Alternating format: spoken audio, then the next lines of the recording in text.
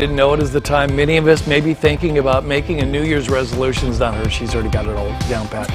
They're popular, but fewer than 1 in 10 people actually succeed in them. So joining me right now, our favorite time strategist, Alyssa Smith, with 3 ways you can be successful in making changes for the new year. Good morning to you. Good morning. How are you? I'm doing well. Thanks for getting up early, by the way. Hey, you know what? It's my pleasure. I love coming here. All right, good.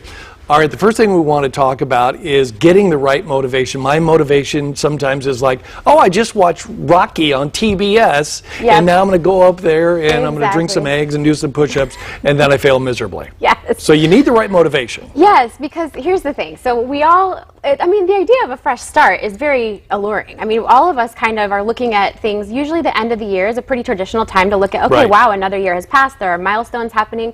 And we're looking at, okay, what did I accomplish this year? And we might not be super excited about some of the things that did or didn't happen. So this is the time of year that it's very appropriate and healthy to be thinking about what you want to change.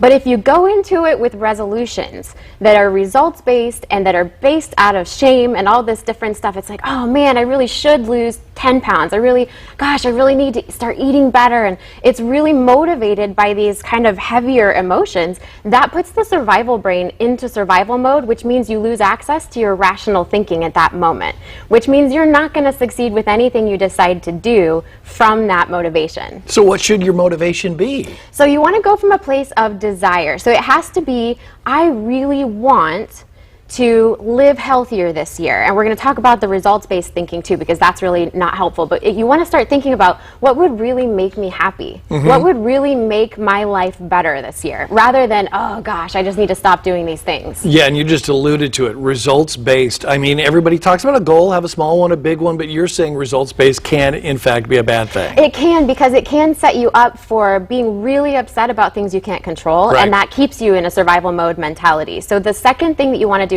is not be so focused on the results that you get really upset if the results don't happen. So what you want to do instead is think about, what kind of lifestyle do I want to live that will give me the best chance of achieving those results, and then release the results and be happy with the lifestyle that you chose. And if you do these, don't take these giant steps and hope to be able to catch up with little small ones. Exactly. Don't do anything cold turkey. Don't choose anything that's unmanageable, because one of the things that I hear the most from my clients is how busy they are, how overwhelmed they are. Don't add in things that you know you're not going to be able to accomplish. Make it really small, really manageable, and feel good about the tiny steps that you take. Now, I would assume you're going to say this might even be easier if you do this with somebody else or in a group setting, which will lead us to our last question as well. Absolutely. So accountability is huge, but not the kind of accountability of, you know, sort of the stereotypical coach who's being like, now get back, 10 more push-ups. You loser! You are the worst, and you need to do this better. No, it's more like just someone that's going to be next to you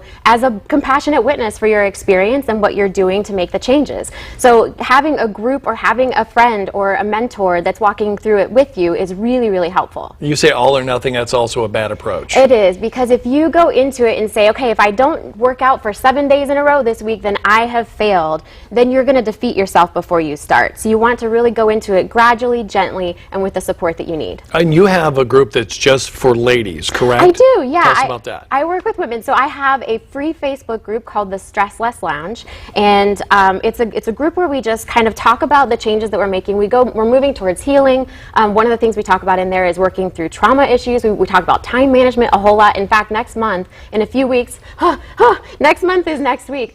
In a couple of weeks, we're going to be doing like a little, shame-free planning session for the new year, just to kind of introduce this compassionate idea of time management and goal setting. Alyssa, thanks for being here. We appreciate it. Thank you so much for having me. All right, if you want more of that information, because she covered a ton, all you have to do is log on to fox59.com and look for the morning link and find more about the stress-free lounge, fox59.com/links. Thanks again. Thank you so much. All right, Amber, over to you. I hear stress-free and I'm like, I'm all ears. There you go. So much stress. All right.